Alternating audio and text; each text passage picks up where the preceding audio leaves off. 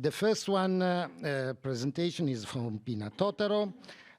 She is a researcher at the Istituto per il Lessico Intellettuale Europeo, Institute for the, I don't know, Lessico, for the language, but Lessicum, for the European Intellectual Lessicum in Rome.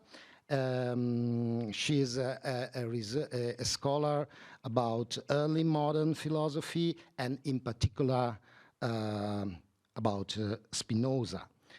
She's author of several books and of a wonderful critical edition of Spinoza's Theological-Political Treatise. And the title of the presentation is The Legacy of a Discovery, the Vatican Manuscript of Spinoza's Ethics and some recent editions of the work. And the floor is yours. We have only a few of his letters and 2 copies of the Dutch translation of the short treatise on God, man, and his well-being. The philosopher left this text unfinished, and it was not included in the 1677 edition of the Opera Postuma. This is the frontispiece, front page of the Opera Postuma. Spinoza published only the Renati Descartes Principiorum Philosophiae under his own name in 1663. The Tractatus Theologico-Politicus came out anonymously with the wrong name and place of the publisher Kunrad Reywurz in 1670. As you know, all his other works were published in the volume of the Opera Postuma, edited by a small circle of friends, together with the Dutch translation, the Versio Belgica of the Nagelate Schriften. We know the Ethics, Spinoza's best-known work, written in Latin, only through the printed text published in the Opera Postuma. Figure 2. This is the index of the Ethics with part 1, the Deo, etc. And also, this is the first page of the Opera Postuma, De Deo, pars prima de Deo. The discovery then, in 2011, of an unknown manuscript of the Ethics is therefore a document of crucial importance. The text was published under the title The Vatican Manuscript of Spinoza's Ethica by De Bril, edited by Leen Spruit and myself. The manuscript, consisting of 133 papers, is the only copy of the philosopher's work. It was written before the publication of the Opera Postuma. The manuscript, entirely in Latin, has no title page and no indication of its author. It is recorded in the catalogue of Vatican manuscripts under the title Tractatus Theologiae. The librarian who inventoried the volume was probably unaware of the importance of the manuscript and gave it that generic title, perhaps because the incipit of the first page reads De Deo, about God. De Deo is in fact the title of the first part of Spinoza's Ethics. This is the first page of the manuscript, and you see the inscription on the top, Pars prima de Deo. It is very strange that in a library such as the Vatican Library, which specializes in theological literature, nobody ever read this text. I would like to quickly mention the history of the drafting and transmission of this manuscript and explain its presence in the historical archives of the Congregation for the Doctrine of the Faith, where it was preserved for centuries. In 1998, the then Pope Benedict XVI finally authorized the opening to the public of the historical archives of the Congregation of the Holy Office of the Inquisition, now called the Congregation for the Doctrine of the Faith. Sorry. Many of us crowded into the archives to consult those papers that had remained inaccessible for so long. I thus found there the text of the complaint against Spinoza submitted to the Holy Office by the Danish scientist and theologian Niels Stensen on September 4, 1677. It contained valuable information of Spinoza's biography and his scientific interests. Indeed, Spinoza had often witnessed the anatomical dissection that Stensen performed at the medical faculty of Leiden University. From Stensen's complaint and other archival documents, it was possible for me to establish that one or more Spinozian manuscripts might still be preserved in some historical library in Rome or the Vatican City. In fact, Stensen expressed to the officials of the Tribunal of the Holy Office his willingness to give them the Spinozian manuscript in his possession. It was possible to establish a precise relationship between the text possessed by Stensen and the Ethics manuscript, and also to know, with a wide margin of probability, the history of its transmission. The history of the drafting of the Ethics has been described in detail by Focke Ackermann and Piet Steenbakers. We learn from his letters that Spinoza sent his friends various parts of the work as he composed them. They would read and discuss the texts and then share their observations with Spinoza. In the summer of 1665, Spinoza sent the text to Johannes Baumesters and began to devote himself to writing the Theological-Political treatise. The Ethics was being completed in the years following 1670. Starting in late 1674, copies of a complete manuscript of the Ethics began to circulate among a small circle of the philosopher's friends. Among them were Ehrenfried Walter von Tschirnaus and Georg Hermann Schuller, but Spinoza postponed the printing of the work for reasons of prudence.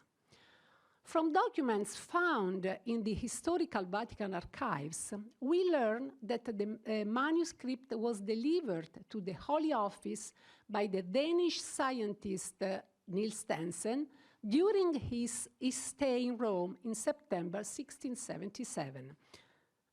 Here we can, in this 133 page folio, we can read day 23 September 1677.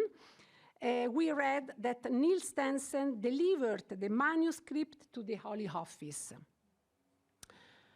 Stensen had converted to Catholicism and was waiting in Rome for his appointment as apostolic vicar and bishop in northern Germany.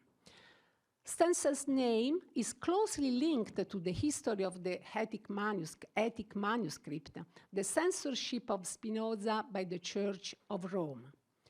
He delivered the Ethics to the congregation of the Inquisition so that the members of the dicastery could examine the contents of the text, which the Danish scientist and now theologian considered sacrilegious and threatening to the Church. In fact, the ethics was included in the Index Librorum Prohibitorum, the index of forbidden books, by two subsequent decrees in 1679 and 1690, together with the Tractatus Theologico-Politicus and all works contained in the Opera Postuma. Here we have the frontispiece of the index for forbidden books. Here, the page where you can see the burning of the books in the center of the scene. And also, this is the in the center of the page is the indication of Spinoza's censorship. In a letter dated after Spinoza's death, Cardinal Francesco Barberini asked the apostolic vicar in the United Provinces, Johannes van der Kassel, to gather information about a manuscript book concerning Spinoza's atheism. Spinoza wrote the chief of the dicastery was of the Jewish nation and is supposed to have composed other printed works very dangerous to the purity of our holy Catholic faith. End of quote. Further evidence of Niels Stensen's relationship with Spinoza is the letter in print published by Stensen in Florence in 1675. With his conversion from Lutheranism to Catholicism, Stensen gradually gave up his studies of anatomy and physiology to devote himself to ecclesiastical ministry. In the complaint submitted by Stensen a few months after Spinoza's death, and even before the publication of the Opera Postuma, the Danish scientist dwells on his friendship and acquaintance with the philosopher during the years spent in Holland between 1661 and 1663. Stensen mentions in particular Spinoza's manuscripts that he claims to keep with him. I always carry the manuscript with me, he writes. In Stensen's letter, Spinoza's new philosophy is described in language marked by an epidemic conception of the spread of ideas. It is judged by Stensen to be a pestilential evil, and of such seriousness that it appears indispensable to intervene with opportune remedies to stop the danger of the propagation of the same evil. He considered it necessary to prevent others from becoming infected and to intervene in cure of those already poisoned by it. In the complaint delivered to the congregation, Stensen states that he had received a manuscript of Spinoza's only a few weeks earlier from a Lutheran of religion. So, a Lutheran of religion had met Stensen in Rome in the summer of 1677 and handed him Spinoza's unpublished manuscript. Indeed, Stensen had frequent meetings with scholars and scientists of different nationalities and faiths at the papal court of Innocent XI. In Florence, he had attempted to convert many foreigners to Catholicism, and with that stranger, Forestiero, he had met in Rome, he entered into many conferences on religion. This mysterious stranger was in possession of Spinoza's manuscripts that can easily be identified with the text of the Ethics. The writings in Stensen's possession and denounced by him consisted of the following sacrilegious contents: a belief in reason, the existence of an infinite and eternal substance that is God, and of which only the two attributes of infinite extension and infinite cogitatio are known. The coincidence of necessity and freedom, and the denial of punishments or otherworldly rewards, and civil disobedience as the only sin. He quotes only these contents. The combination of these testimonies had led me to the conclusion that the unknown Lutheran stranger of whom Stensen speaks is the German physicist and mathematician Walter von Tschirnaus, Ehrenfried Walter von Tschirnaus. He wrote in a letter from Rome to Leibniz in August 1677 that he had almost fallen for the strong persuasive power exercised by Stensen to lead him to Catholicism. In Leiden, Tschirnaus came into contact with Spinoza's circle of friends through Schuller and Peter van Gent. Van Gent is certainly the copyist of the manuscript discovered in the Vatican Library. His reputation as a follower of Spinoza accompanied Tschirnaus even on his return home, and in fact, Christian Thomasius accused him of introducing the poison of Spinozism into Germany. The manuscript of the Ethics in the Vatican Library is thus certainly the text that Tschirnaus delivered to Stensen in Rome in the summer of 1677. Stensen, in his turn, delivered the manuscript to the official of the Inquisition before his departure for Hanover. The Vatican Codex contains the entire text of the Ethics. Entire because we have here the last page of the fifth part of the Ethics, no? With the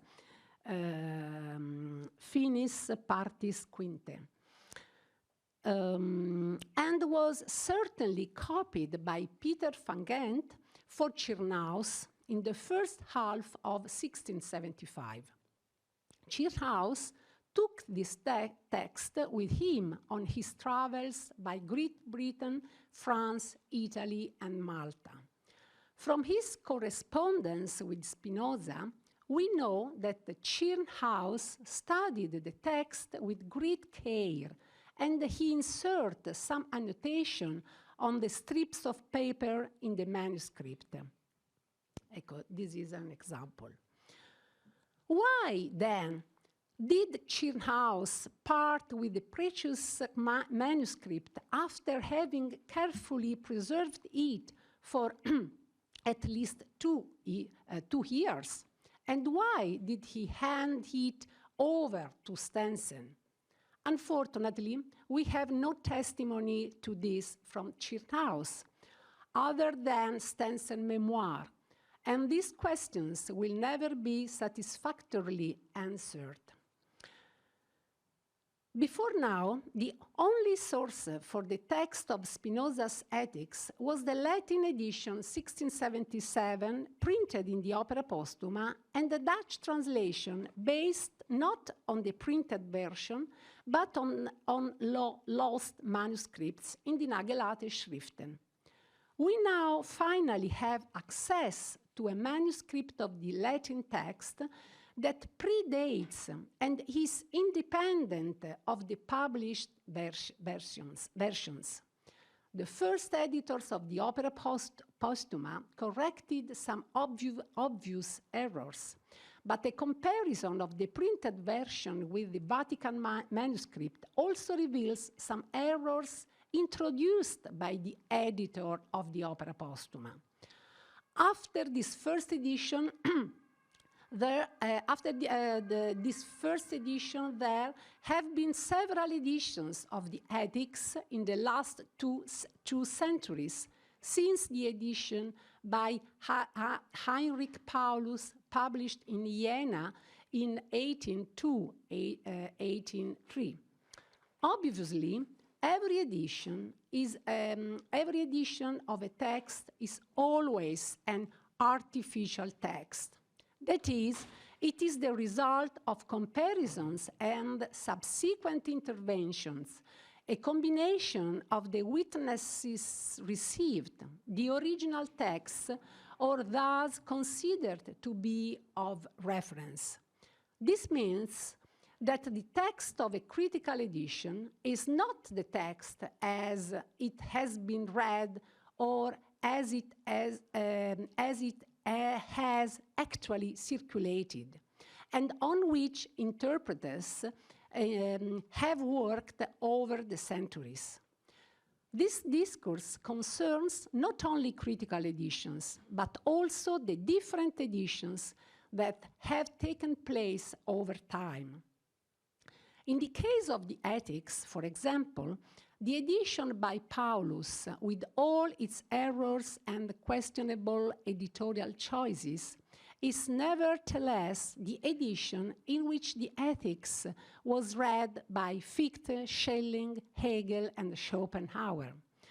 But it is the same for the editions by Van Vleuten and Land and Karl Gebhardt, or the more recent ones by Edwin Curley, Filippo Mignini, Paolo Cristofolini, Corinna Vermeulen, Maxime Rovert, or Bernard Poitras, among others. Continuing the work set up by Ackermann, in 2020, Steenbakers published a new edition of the Ethics in Paris at Presse Universitaire de France, with a French translation by Pierre-François Moreau. This edition is based on a systematic and complete collection of the three sources known: the Ethics published in Opera Postuma in 1677, the Dutch translation with the same year, and the Latin Vatican Manuscript. From a comparison of these sources, we learn, for example, that all the early editors of the Opera Postuma limited their interventions to simple stylistic corrections and avoided altering the philosopher's true words with substantial changes to the text. Regarding the editions after the 17th century, we know that the work done so far by the various editors has always reconstituted the text from a previous edition. Gefrörer took his text from Paulus, for example, or Giovanni Gentile from that of Van Vleuten and Land. But the edition of Ethics carried out by Steenbakers and Moreau, unlike all previous attempts, returns for the first time to the original editions, to the three texts of Opera Postuma, Vatican Library, and Nagelharte Schriften. It demonstrates that these three sources must all be considered as witnesses of the same level, since each of them depends directly and independently on Spinoza's original manuscript, which has been lost. As for Spinoza's original Latin, it is certainly a non-classical and non-academic Latin. but not defective or erroneous in itself. Spinoza's Latin is a living and effective language that should be preserved and reproduced as such. In the past, so-called barbarisms or presumed errors were often only considered as such because certain terms or expressions deviated from the classical formulas. But Spinoza's Latin was deeply rooted and commonly used in the intellectual culture of his time. In addition, the comparison of the different witnesses makes it now possible to reject a series of hypotheses that have long been accepted as dominant, but which are now revealed to be unfounded. For example, the belief that Nagelate Schriften bore witness to a Latin text by the author other than the one used from the Opera Postuma.